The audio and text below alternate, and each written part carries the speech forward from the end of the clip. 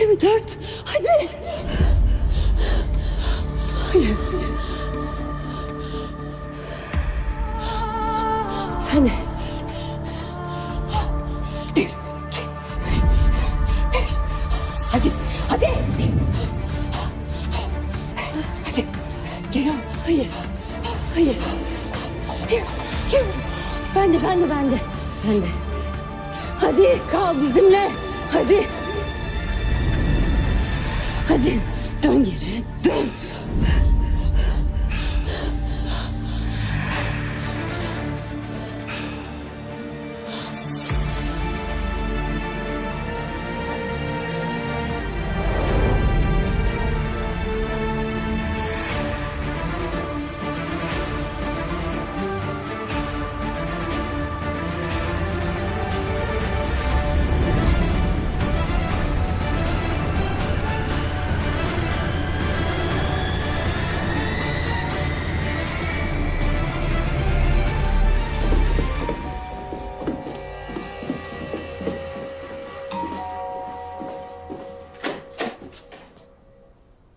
İslam? Güven kim geldi?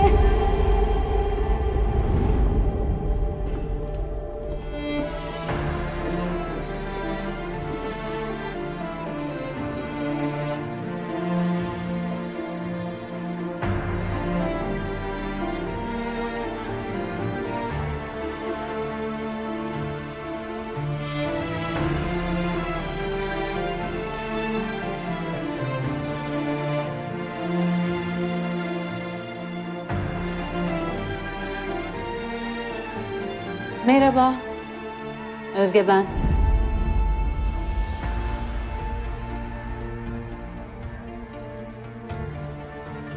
Güven'in karısı.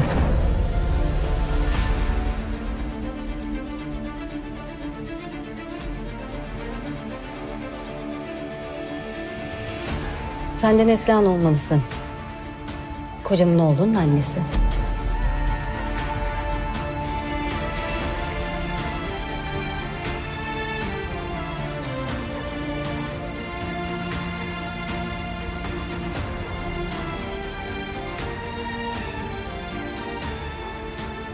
Hoş bulduk.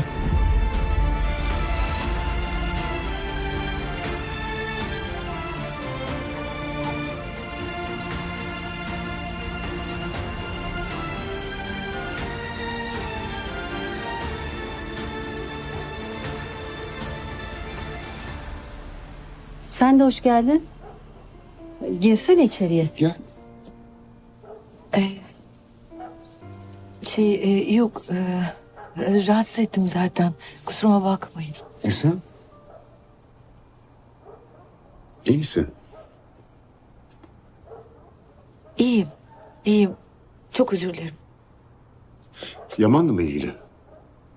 Yok, Ali iyi. Merak etme. İyi geceler. İyi geceler.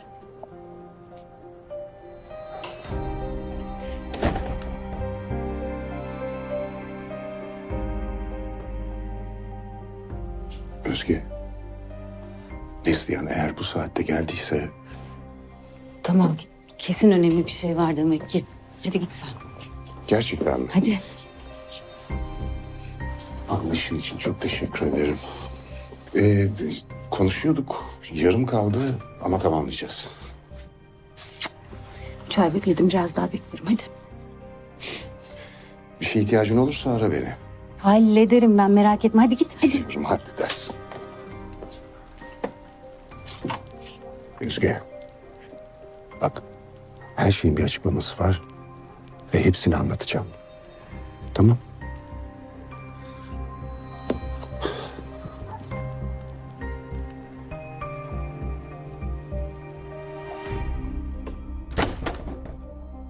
Eminim öyledir.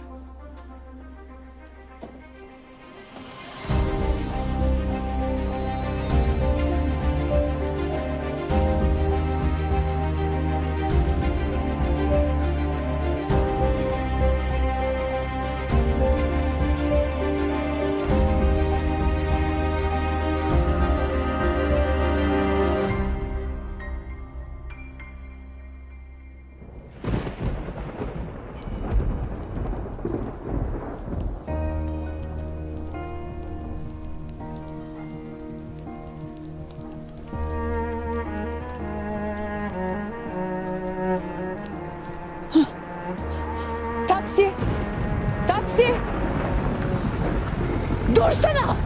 Boşsun işte! Niye durmuyorsun?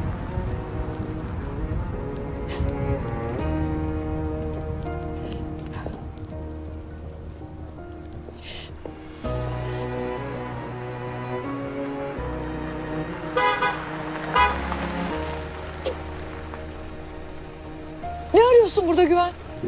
Evde karın var. Neyin peşindesin sen? Gitsene.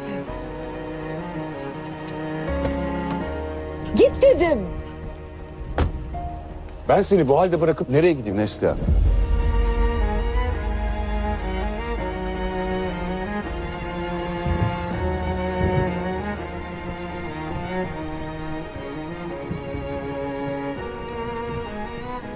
Serhan'la Şebnem'i tutuklamışlar.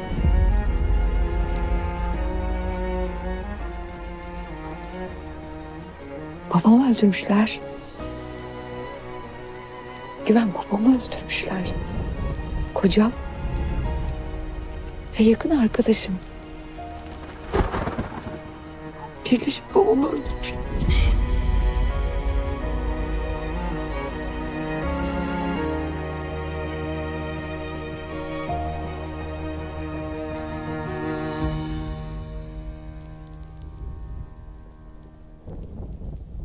Nerede annem? Annemi görmek istiyorum. Hanımefendi sakin olun. Anneniz sorguda. Ya bir yanlış anlaşılma olmalı. Benim annemin bir suçu yok. Bir hata yapıyorsunuz. Rüya. Ya sen hala burada mısın? Ya bir defol gitsene ya. Senin yüzünden oldu zaten her şey. Benim yüzümden olmadı hiçbir şey, anla artık şunu. Senin yüzünden oldu. Her şey senin suçun.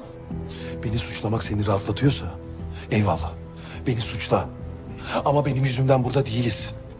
Bütün deliller annenle Serhan'ı gösterdiği için buradayız. Dedemin cinayetinde ikisinin parmağı olduğu için buradayız. Kes sesini.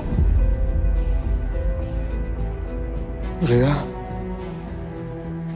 Baba, annemi aldılar. Saçma sapan şeyler söylüyorlar. Biliyorum kızım, biliyorum. Ya, avukat aradım mı? Bir şey yapmamız lazım. Avukat bulmamız lazım. Tamam kızım, bir anlayalım önce. Ya neyi anlayacaksınız? Delirdiniz mi siz? Benim annem katil falan değil. Annem niye Eşref amcayı öldürsün ya? Rüya kızım, önce bir anlayalım durumu, bir bakalım. Ben bulurum avukatı. Annemi de ben kurtarırım ya. Rüya. Ya Rüya.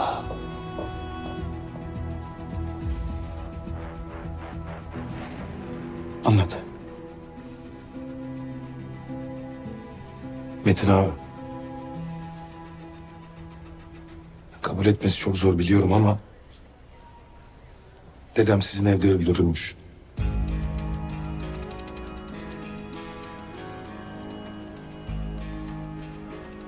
Nereden biliyorsun? Polis mi söyledi? Hani şu attığı koltuk vardı ya. Ben o koltuğu buldum. Üstündeki kanla dedemin kanı eşleşti.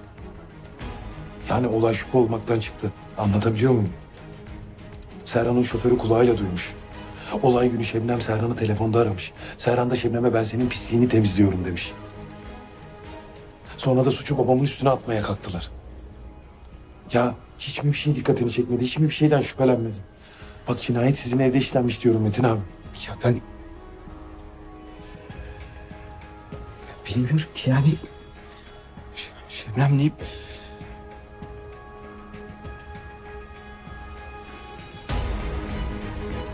Niye böyle bir şey yapsın ki?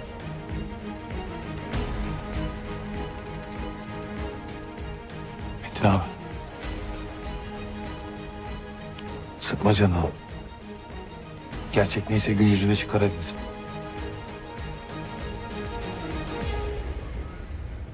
Şebnem Hanım, bence hiç birbirimizi yormayalım. Bu filmin finalini ikimiz de biliyoruz. Siz şu filmi en başından güzelce bir anlatın. Olaylar bu noktaya nasıl geldi?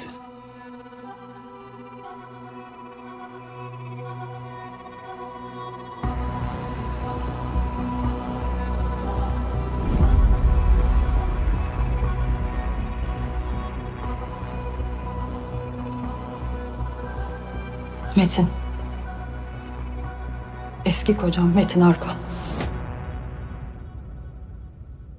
Bu adamın elinde sonunda bir gün başıma bela olacağını adım gibi biliyordum. Tanıştığımız günden bu yana takık adam bana. Şebnem Hanım'la ilişkiniz olduğuna göre adamın size takık olması normal değil mi? Ne ilişkisi? Serhan benim üniversiteden beri arkadaşım. Metin için arkadaşmış, dostmuş hiçbir önemi yok maalesef. Adamın Şebnem'in etrafında erkek görmeye tahammülü yok. Serhan'a taktı kafayı. Döndü. Hala aynı. Yetmedi şimdi de güvene sardı ya. Geçen gün bizi birlikte gördü. Üstüne yürüdü adamın. Bilmiyorum, belki bıraksam belki öldürecekti. Kuruyor adam kafasında, kuruyor. Ona göre Şebnem etrafındaki bütün erkeklerle özel bir ilişki yaşıyor olabilir. Sizin özel bir durumunuz yok muydu? Mesela bu buluşma özel bir buluşma değil mi? Paraya sıkışmıştı. Tabii ki böyle bir şeye kayıtsız kalamazdım.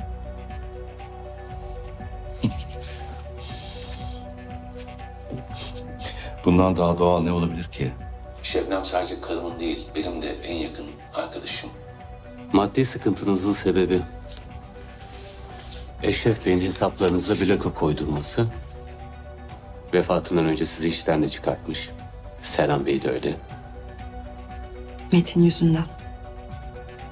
Eşref amcayı da doldurmuş. Bunlar birlikteler diye.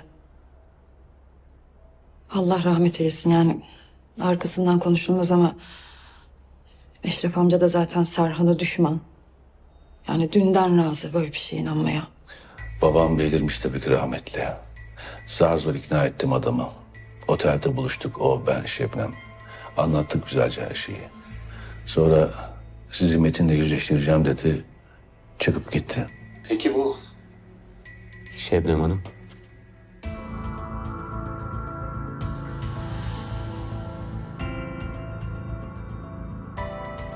Ne bileyim ben, niye döndü geri?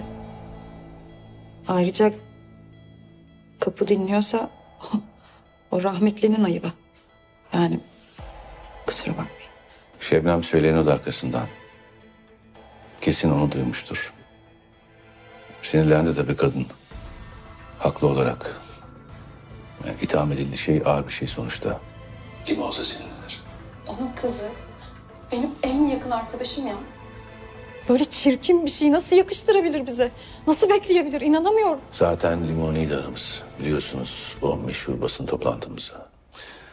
Babamı birazcık tanıyorsam bu işin peşini bırakmayacağını biliyordum.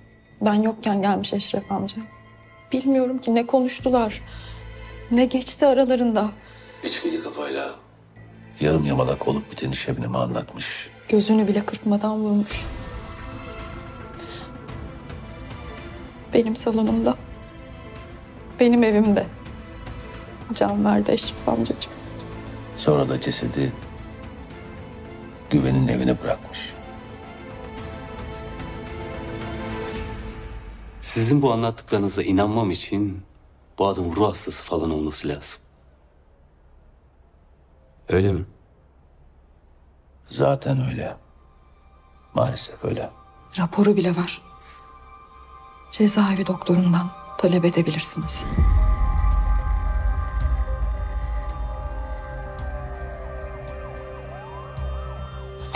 Allah kahretsin. Tuzağa düştük. Bittim ben. Sen Hayır. Şebnem, beni dinle. Beni dinle, bana bak, bana bak.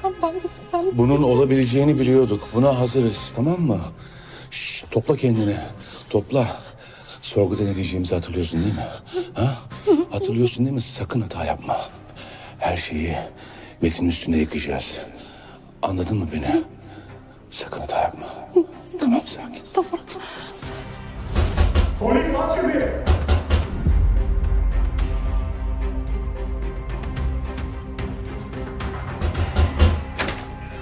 Çık içeri çık. Eşref Soysal'ını öldürmekten tutuklusunuz.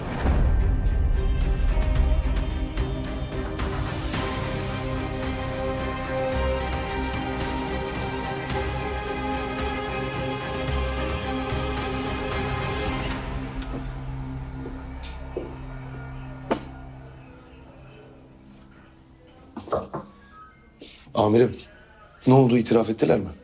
Lan oğlum bırak da işimizi yapalım. Ne arıyorsun hala burada? Amirim bak, o ikisi de suçunu itiraf etmeden ben hiçbir yere gitmeyeceğim.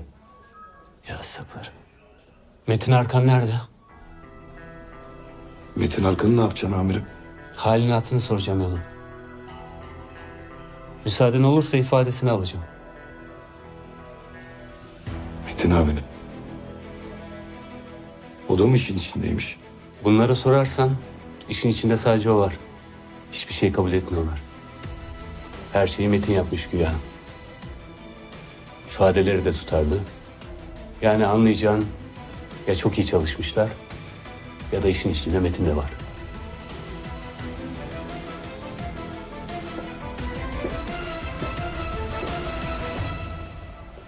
Nerede kaldı ya bu avukat?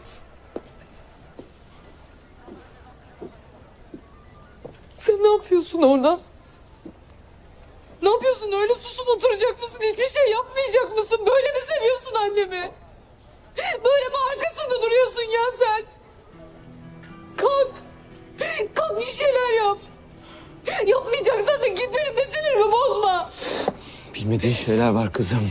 Ne gibi ya? Ne gibi, konuşsana. Ya annem ki cinayet kim? Annem niye yaşam amcayı öldürsün? Annemin Serhan'la ne işi olur? Niye ortak olsun böyle bir suça ya? Çünkü annen Serhan'ın metresi.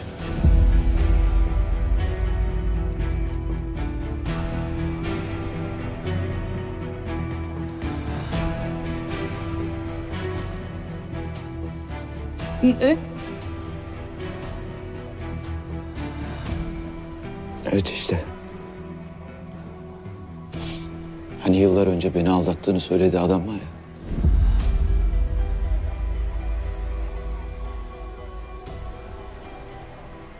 İşte o Serhan'dı. Çünkü ben onu aldattım.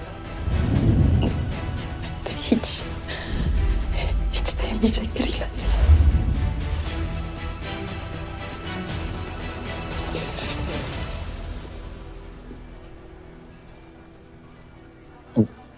Bitti demişti bana. Her şey geride kaldı demişti. Ama bitmemiş. Eşref Bey de öğrenmiş ilişkilerini. Saçmalama. Saçmalıyorsun.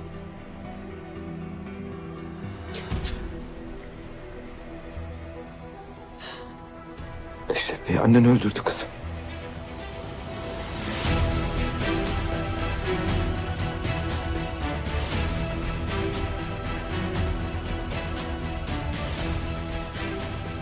Nereden biliyorsun ya? Nereden biliyorsun? Saçma sapan boş boş konuşuyorsun. Gözünle mi gördün sanki? Gördüm kızım. Gözümle gördüm.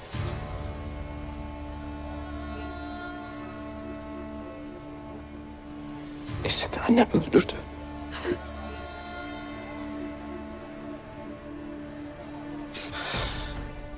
Eşref öldüğünde ben yanındaydım.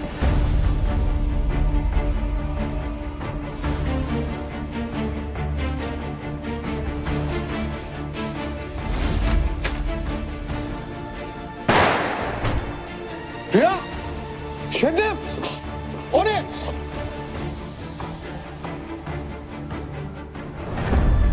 Şebnem!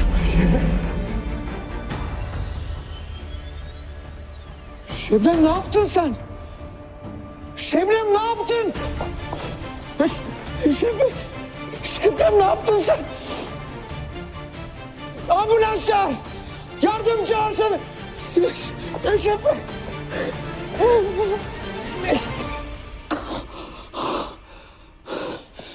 Ne yaptın sen? Ne yaptın? Başka bana çare bırakmadı bana.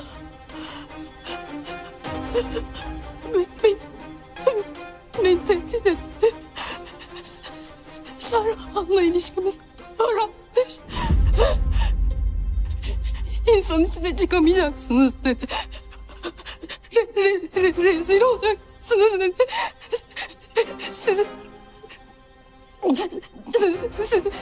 Bitireceğim sizi dedi ben.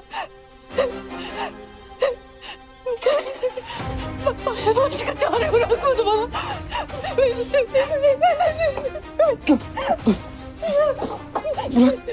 Metin, yalvarırım beni kurtar beni, yalvarırım sana. Ben giremem, hapse giremem, ben girersem orada ölürüm. Metin.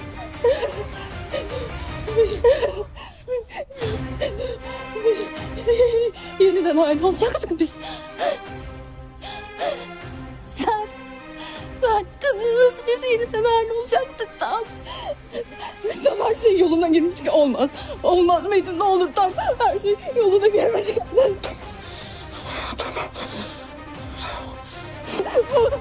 Olmaz. Olmaz Metin, lütfen. Yalvarırım.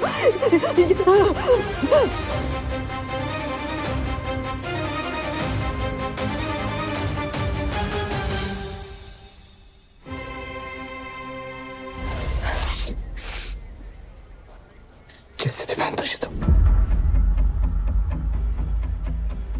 Annene yardım etmek için. Anneni koruyayım diye taşıdım ama o sırada ben onları korumaya çalışırken onların ikisi hala planlar yap...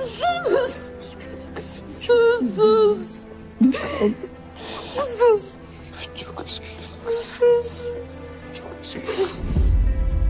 Metin'i duyunca canı sıkıldı. Yani amirim.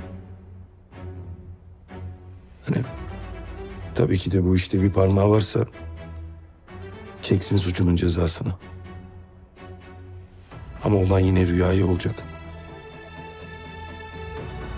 Aile diyebileceği son kalesi babası kalmıştı ona. İnşallah masumdur.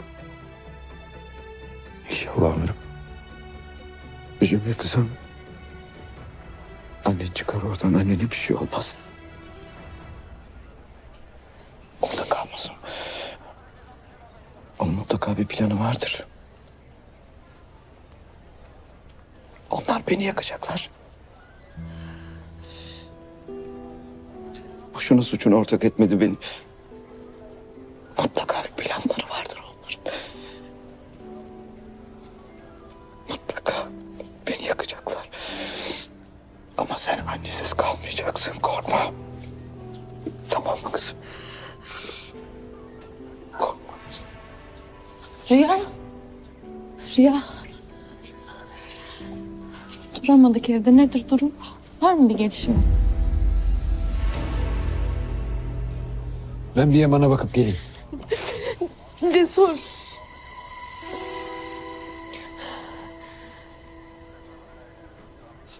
Cesur, babamı kaçırmamız lazım.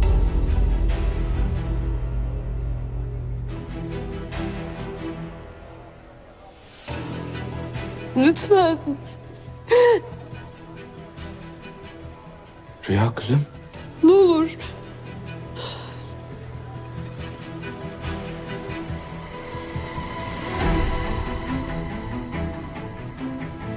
Rüya ne oluyor? Ne olur soru sormayın. Lütfen. Lütfen.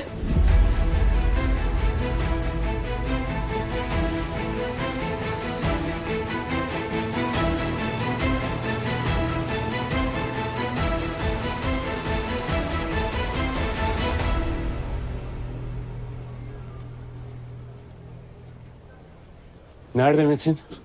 Burada amirim.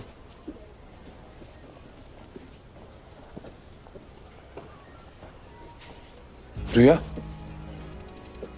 Baban nerede? Bilmem. Burada değil mi? Ne? Ne bakıyorsun şimdi? Babamı mı suçlayacaksın? Rüya. Amirim ifadesini alacaktı sadece.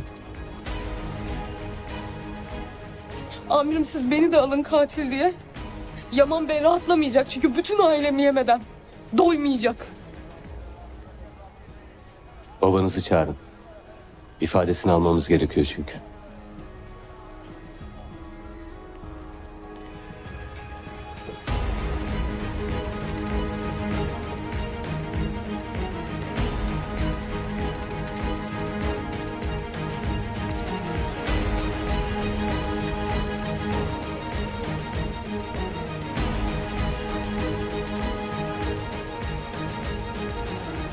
Ne diyorsun abi sen ya? Bütün suçu senin üstüne yıkacaklarmış ha?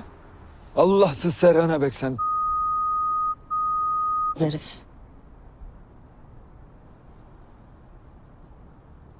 Biz nereye gidiyoruz şimdi? Bize gidelim. Oraya bakmak kimsenin aklına gelmez. Aynen. Hop! Aynen abi bize gidelim. Geçin atlayın hadi. Kolay gelsin.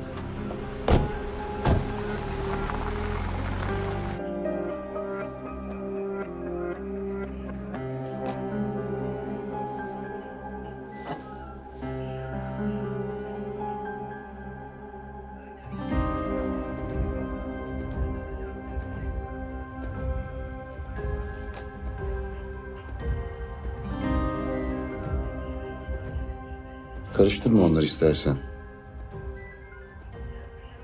Sen karışma istersen. Alas. Ne Alas anne ne? Ne bekliyor ki burada? Hain bizim babamız, ölen bizim dedemiz, katil bizim aile dostumuz. Yani bu bizim skandalımız. Bizim ailenin, bize ait. Alas. Hani suçu üstüme atmaya çalıştılar ya. O açıdan. Hayır bunlar ne? Ne alaka? Ne demek ya bunlar? Bilmiyorum canım. Hiçbir şey bilmiyorum. Genelde böyle vakalarda konu ya paradır ya da yasak aşk. Biz şu an ikinci seçenekteyiz.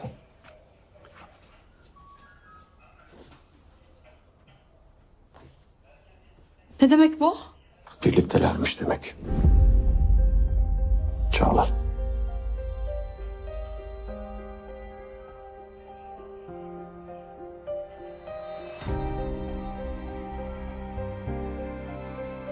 Bu yüzden de dedemi ortadan kaldırmış olabilirler.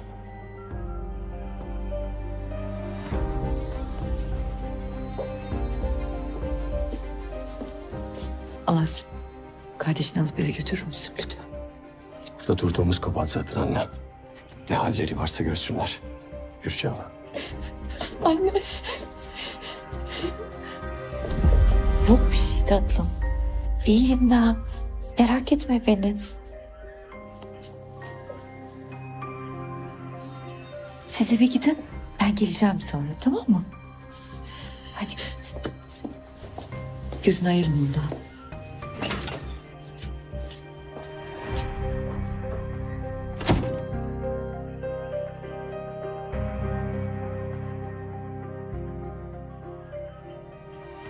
Biri kocam. Bir de hayattaki en yakın arkadaşım. Hayır ben anlayamıyorum. Nasıl böyle bir şey yaparlar? Aklım almıyor.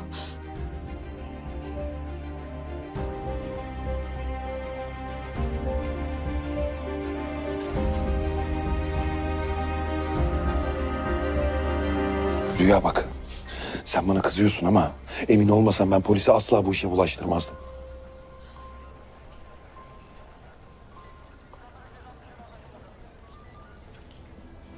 Al.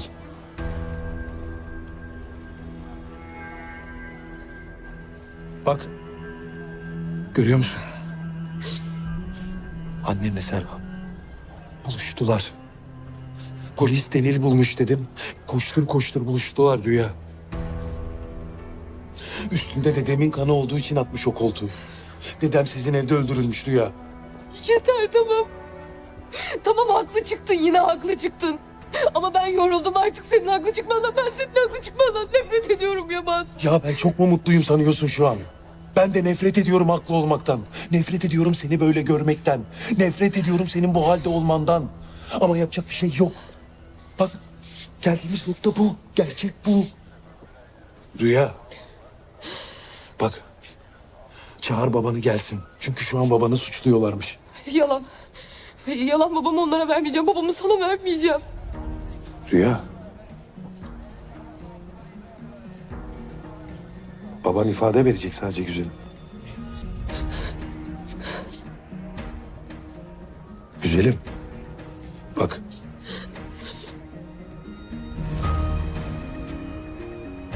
Metin abi nerede? Bilmiyorum. Güzelim. Bak babanı suçluyorlarmış. O öldürmüş dedemi. Eğer bir dahili yoksa gelsin ifadesini versin, suç üstüne kalmasın. Yalan söylüyorlar. Tamam. Madem ki yalan söylüyorlar o zaman gelsin. Bak kaçarsa suç üstüne kalacak. Asıl kaçmazsa üstüne kalacak. Ya şu kapıdan içeriye girdiği anda üstüne yıkacaklar suçu babamın. Tıpkı benim çocukluğumda yaptıkları gibi. Serhan'la annemin ilişkisi varmış Yaman. Ta o zamanlardan beri meğer babam bu yüzden hapse girmiş. Yine aynı şeyi yapacaklar. Babamın üstüne yıkacaklar bütün suçu. Ben babamdan yine ayrılamam. Ondan yine vazgeçemem. Ne olur Yaman ya. Ne olur kurtar. Ne olur koru babamı.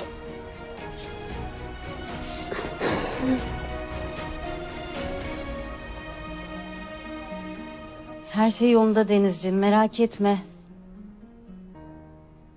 Hayır. Endişeleneceğin hiçbir şey yok. Baban iyi. Hala hayatta en azından. Şaka yapıyorum.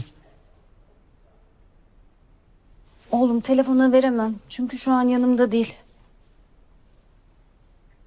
Ya Yaman'ın başı dertte anladığım kadarıyla. Onun yanına gitti. Hayır oğlum. Daha tanışmadık Yaman'la. Ama annesiyle tanıştık. Ekranda göründüğünden daha güzelmiş.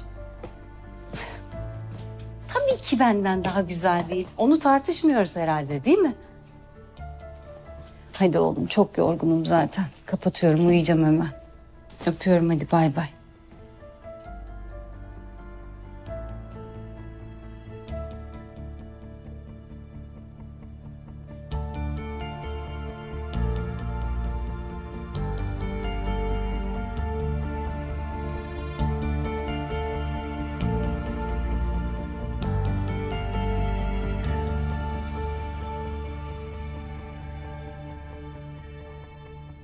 İstanbul'da bir evim var.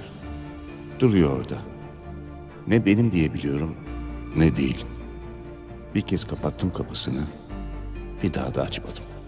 O ahşap kapıyı bir kez açıp içeri girsem, bir daha çıkamayacakmışım gibi geliyor.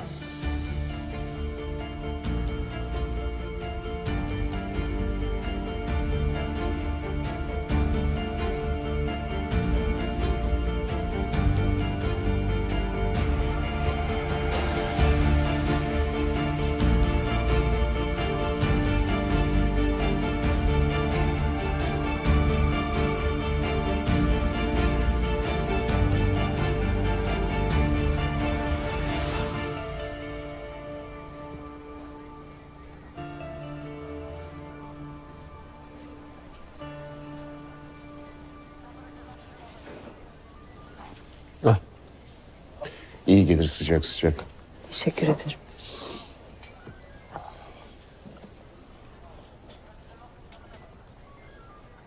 Alasaklı aslında. Sen eve gitsene. Yani karın gelmiş. Bekliyor. Ne duruyorsun burada? Güven duymuyor musun? Duyuyorum. Ama gidemiyorum. Gitmeyeceğim de. O yüzden nefesini boşa harcama. Evde bekliyor.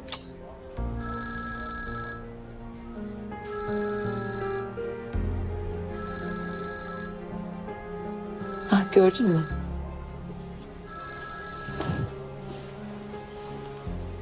Alo. Her şey yolunda mı? Merak ettim seni.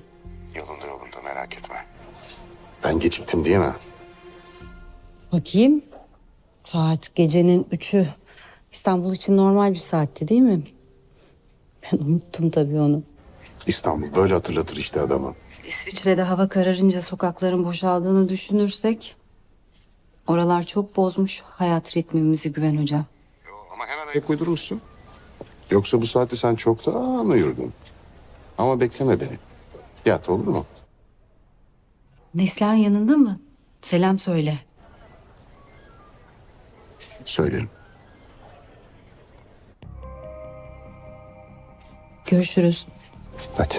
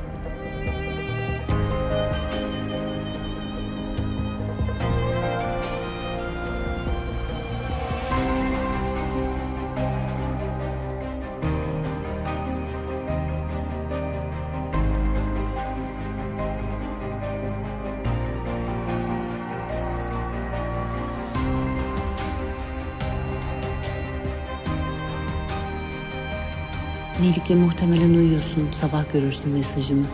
Bana Güven'in oğlu Yaman'ın adresini gönderir misin?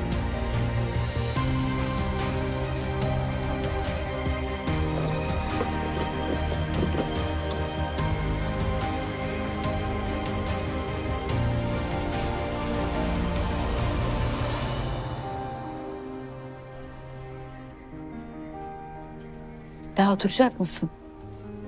Ne duruyorsun burada? Ya bak Güven. Bak çok ayıp oluyor. Ben zaten kendimi kötü hissediyorum. Yani bir de bunun yükünü taşımak istemiyorum ben. Taşıma. Ya Özge böyle şeyleri dert edecek bir kadın değil gerçekten. Hem seni sordu, merak etmiş. Selam söyledim. Sağ olsun. Yani haklı zaten. Şuraya geldiğinden beri başına gelmedik kalmadı. Ben de olsam ben de merak ederim. O daha beterlerine alışkın. Bu son dönem yaşananları saymazsak eğer... ben ona çok çektirdim.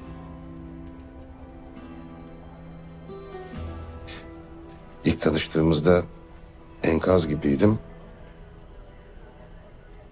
O toparladı beni. Alışkın yani. Merak etme.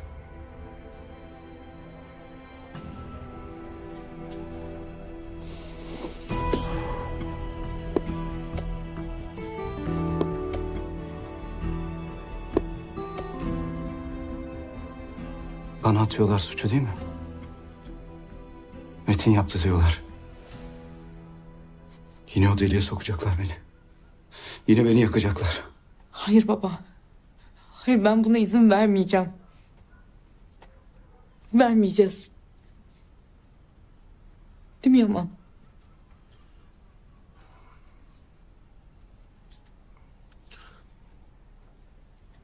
Metin abicim bak. Şimdi sizin evde koltuğun üstündeki kanla dedemin kanı eşleşti yani. İşte Şebnem bize senin oraya dünü söyledi. Yalan. Yalan dökmedim ben kızım. Yalan söylüyor. Tamam. Tamam baba, biliyorum. Söyledim işte, beni yakacak.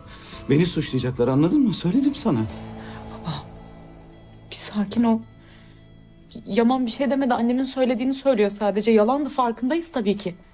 Ya Metin Bey abicim, yanlış anlama da. Senin bir suçun günahın yoksa gidip anlatsana polise ne biliyorsan. Tertemiz, sen de kurtul diye diyorum yani, değil mi?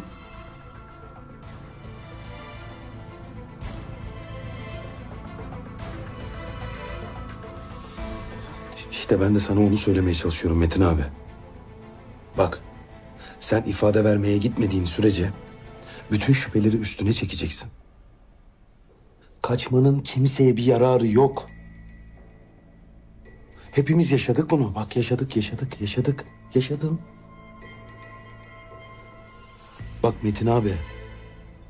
O yüzden bak gel. Gel abi gidelim karakola. Bilip bilmediğin ne varsa anlat. Yok. Bilip de sustuğun bir şey varsa... Yok evladım, söyledim sana, yok. Yaman, konuştuk ya bunu biz. Babam sabıkalı zaten. Yani bir kere suç işleyen bir daha işler diyerek inanmaya hazır oturacaklar masaya zaten. Ben bunu riske alamam.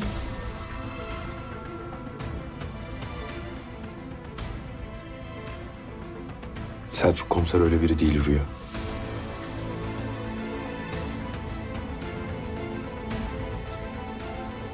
Baba kalk hadi gidiyoruz.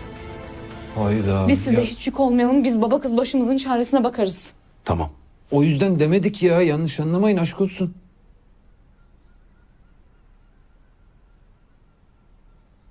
Susacağım. Özür dilerim, tamam mı? Özür dilerim abi. Oturur musun lütfen? Oturur musun Rüya? Yaman söz ver. Babamı polise götürmeyeceğine söz ver.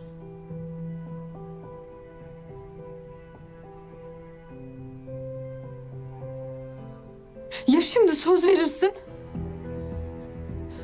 ya da babamla birlikte gideriz buradan. Hem sen babamın suçsuz olduğuna inanmıyor musun Yaman? Ya ben inanmıyorum diye bir şey mi dedim? Hem benim inanıp inanmamam neyi değiştirir Rüya? Söz ver o zaman. Rüya. Babamı polise götürmeyeceğine söz ver Yaman. Tamam.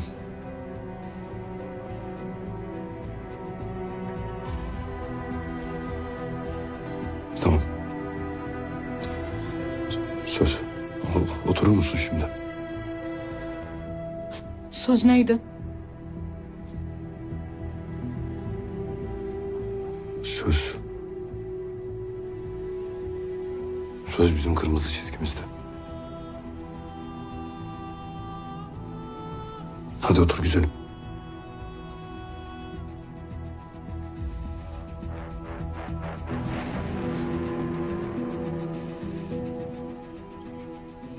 Tamamsak isterseniz siz de yatın dinlenin biraz. Biz bu gece cehennemin dibinde kalacağız. Yatak, döşek, temiz çarşaf her şey içeride var. Haberleşiriz. Hadi Cesur. Eğer bir şeye ihtiyacınız olursa var numaramız zaten. Sen de buradasın. Hadi iyi geceler. Görüşürüz.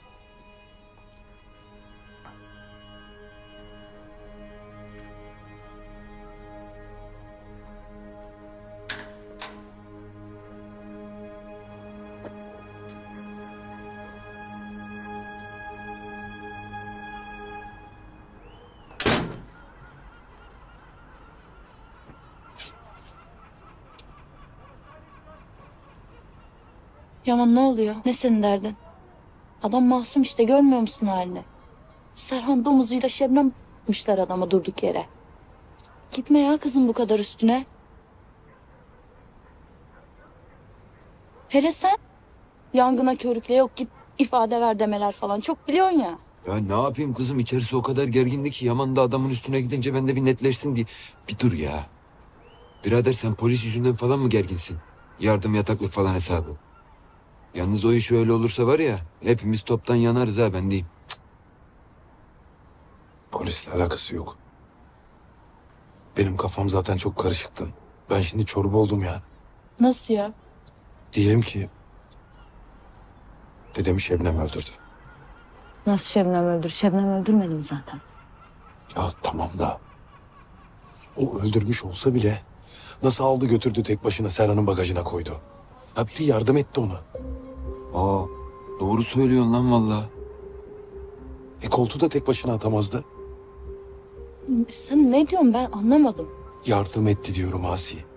Başka hiçbir şey yapmamış olsa bile Şebnem'e yardım etti. İnşallah daha fazlası yoktur. Oğlum sen niye söz verdin kızı o zaman babanı polise vermeyeceğim diye? Senin kırmızı çizgine ne oldu? Ama başka çarem bıraktı. Bıraksam kaçıp gidecekler. En azından gözümün önünde olsunlar. Sabah kalkınca konuşacağım işte. Yaman bak bizde ana yok baba yok eyvallah. İnsan bilmediği duygunun yokluğuna da bir yere kadar katlanıyor. Ama bak bu kız bizim gibi değil. Ana kucağında büyümüş. Şebnem'den sonra da babasına tutundu. Şimdi onu da kaybederse ne yapacak bu kız? Ya biliyorum Asi, biliyorum ya. Bilmiyormuş gibi mi görünüyorum? Ama bu işin içinde kim varsa cezasını çekecek. Metin abi olsa dahi. Doğru bir tane Asi.